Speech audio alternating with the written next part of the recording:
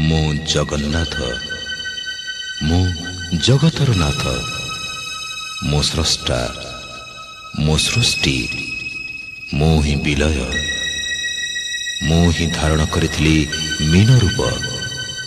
ମୁଁ କଚ୍ଛପ, ବରାହ, ନରସିଂହ, ବାମନ, ପରଶୁରାମ, ରାମ, ବଳରାମ ଏବଂ ବୁଦ୍ଧ। ମୁଁ ହିଁ ସୃଷ୍ଟି କରିଥିଲି କୁରୁକ୍ଷେତ୍ରରେ ମହାଭାରତ। ମୁଁ କେବଳ ମୁଁ, ଆଉ ମୁଁ ହିଁ ଆସୁଛି କଳ୍କି ରୂପରେ।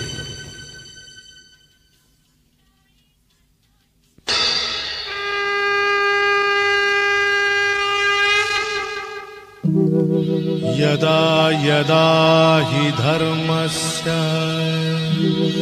ग्लानिर्भवति भारत।